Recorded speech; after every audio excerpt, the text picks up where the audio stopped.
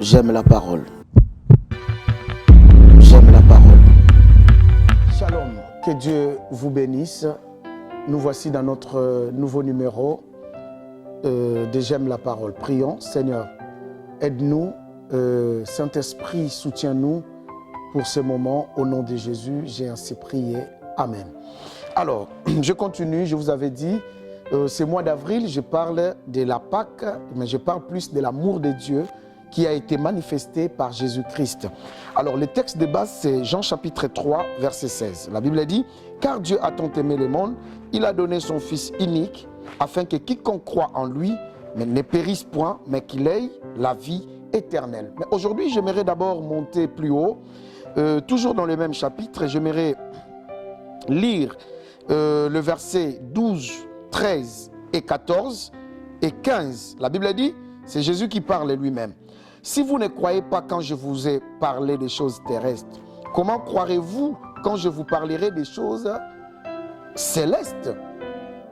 Personne n'est monté au ciel si ce n'est celui qui est descendu, le Fils qui est dans les ciels. » Alors, ici nous sommes en train de voir que Jésus est en train de confirmer, comme j'avais dit dans l'émission précédente, que la Trinité, Jésus est venu du ciel. C'est différent. Le diable est tombé du ciel, mais Jésus est venu du ciel. Ce sont deux verbes différents. Tomber, c'est par précipitation, mais venir, c'est volontairement.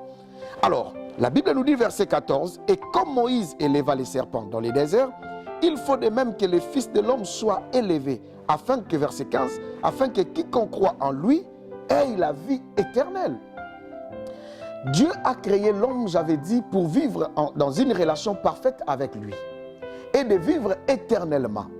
Et lorsque l'homme a perdu son identité, l'homme a perdu son statut, alors dans son amour, comme je vous avais dit dans l'émission précédente, Dieu a envoyé la loi.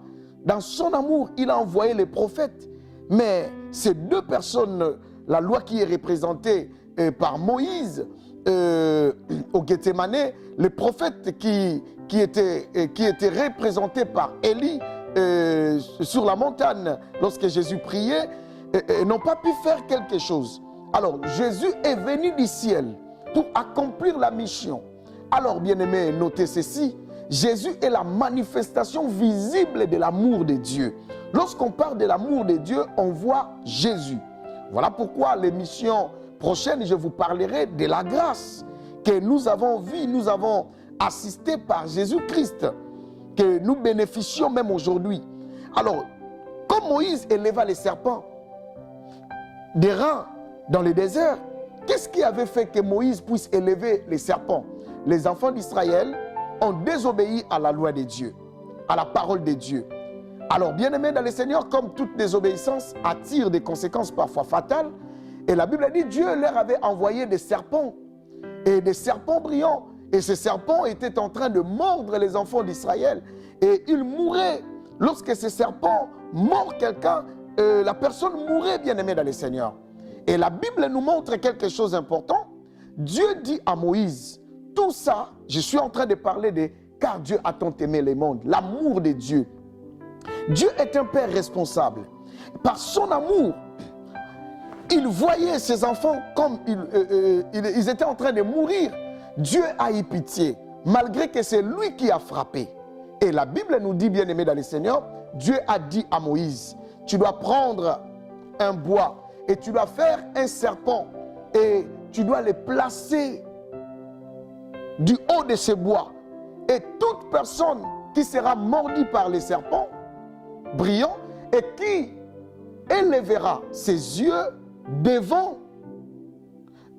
pour regarder ces serpents des reins, la personne sera totalement guérie.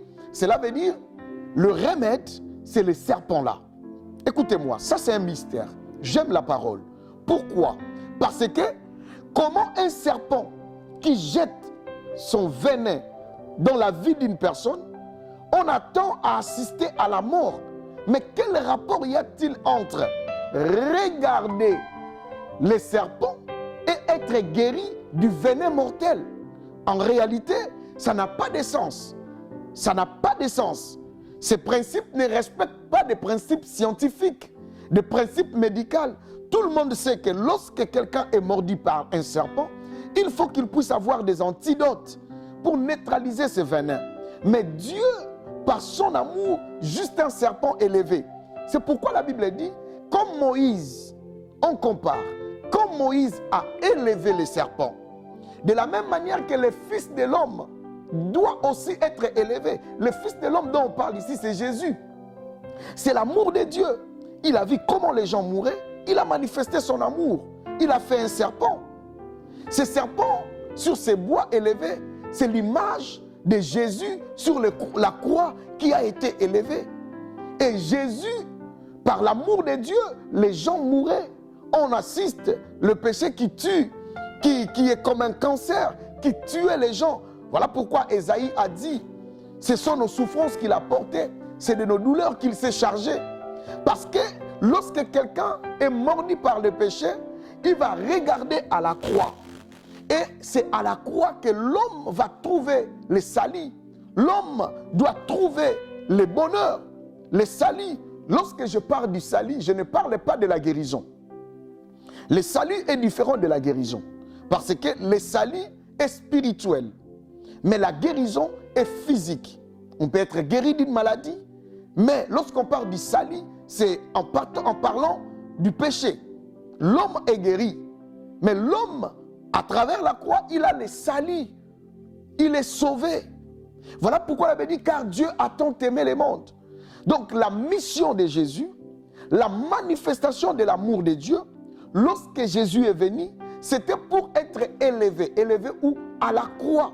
Afin que quiconque croit en lui, si quelqu'un croit en lui, qu'il a été cloué à la croix et il a donné la vie au monde, la personne aura directement le salut. Ça, c'est l'amour de Dieu. L'amour inconditionnel, l'amour parfait, l'amour de Dieu. Il a donné son Fils parce qu'il a essayé de sauver l'homme d'une manière ou d'une autre, mais ça n'a pas marché. Et Jésus était conscient de sa mission. Ici, il parle de sa mission, que le Fils doit être élevé pour sauver. Bien-aimé, Jésus est venu pour sauver. Jésus est venu pour libérer le monde qui était sous la captivité du péché. Jésus est venu pour sauver le monde. Voilà pourquoi la mission de Jésus devrait se terminer à la croix. Pas seulement à la croix, cela veut dire qu'il est mort à la croix. Mais après, il devrait être ressuscité. Je parlerai de cela là, dans notre émission prochaine. Mais ici, aujourd'hui, parlons de celui qui a été élevé. Il a été élevé comme qui? Il a été élevé comme le serpent que Moïse a élevé. Pas seulement comme le serpent que Moïse a élevé. C'est lui l'agneau de Dieu qui devrait être monté à la croix pour sauver l'humanité.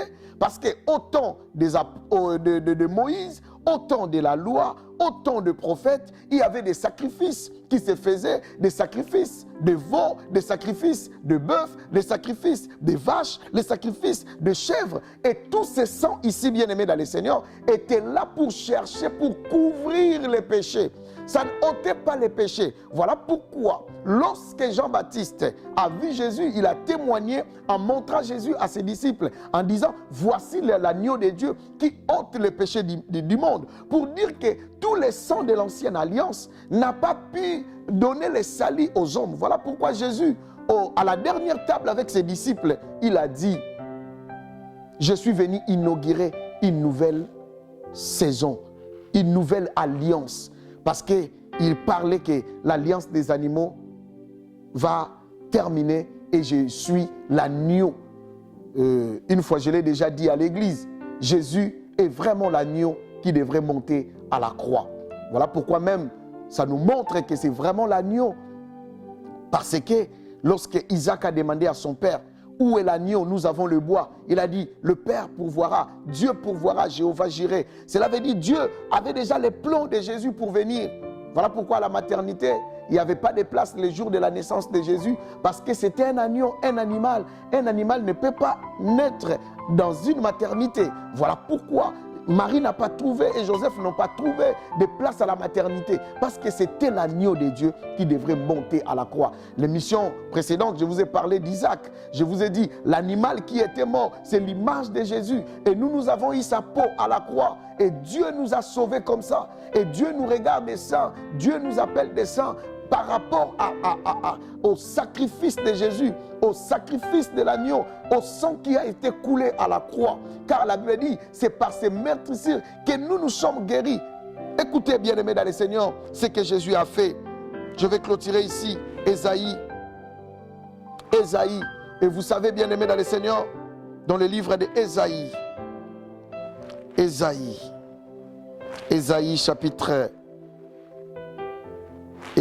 chapitre 53. La Bible dit, verset 1, qui a crié à ce qui nous a été annoncé, qui a reconnu les bras de l'Éternel. Il s'est élevé devant nous comme une faible plante, comme un rejeton qui sort d'une terre desséchée. Il n'avait ni beauté ni éclat pour attirer nos regards, et son aspect n'avait rien pour nous plaire.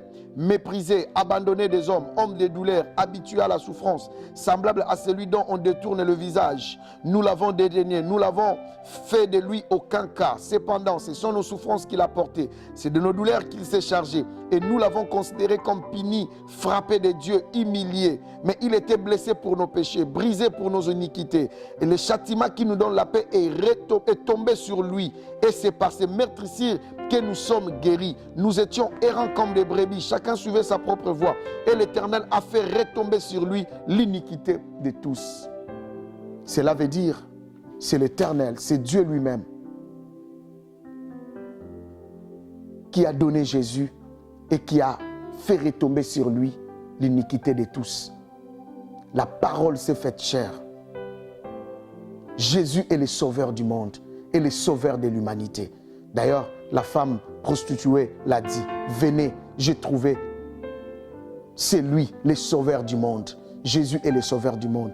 Mon frère, si tu n'as jamais donné ta vie à Jésus, cet enseignement, en cette période de Pâques, pour te dire, la croix, c'est l'endroit où nous avons reçu le salut. Donne ta vie à Jésus, accepte-le comme ton Seigneur et Sauveur, et tu seras sauvé. L'émission prochaine, je vous parlerai des bénéfices de la croix. Parce que c'est Jésus, c'est la croix. Un chrétien qui ne reconnaît pas la croix, qui ne comprend pas la puissance qui est sur la croix. C'est la puissance de l'amour de Dieu. Il a donné son Fils pour venir mourir à la croix pour nous. Je vais prier pour toi, toi qui n'as pas encore donné ta vie en Jésus-Christ. Toi qui es en train de me suivre. Si tu n'as pas encore donné ta vie à Jésus, j'aimerais prier pour toi parce qu'après cette vie, il y aura la vie éternelle. Ceux qui croiront en lui auront la vie éternelle. Après la mort, il y a une autre vie qui nous attend. Et ceux qui bénéficieront de cette vie, c'est ceux qui ont donné leur vie à Jésus. Ceux qui ont cru en lui. Romains chapitre 10, verset 9. La Bible dit que si tu confesses de ta bouche le Seigneur Jésus, si tu crois dans ton cœur que Dieu l'a ressuscité des morts, tu seras sauvé. Je vais t'aider à donner ta vie à Christ. Répète ces paroles après moi. Dis, Seigneur Jésus, je viens à toi. Je sais et je crois que je suis pécheur. Aujourd'hui, j'ouvre mon cœur. Je te donne ma vie. Je t'accepte comme Seigneur et Sauveur. Bénis ma vie. Je me recommande en toi et je donne ma vie en toi. Aide-moi à mon engagement de rester fidèle à toi. Seigneur Jésus, je crois en toi et je donne ma vie en toi. Merci, moi je vais prier pour toi. Seigneur, bénis mes frères qui ont pris cet engagement de croire en toi. Bénis-leur, donne-leur la force de poursuivre leurs engagements jusqu'à la fin. Au nom de Jésus-Christ, j'ai ainsi prié. Amen. Que Dieu vous bénisse. À la prochaine émission. Merci.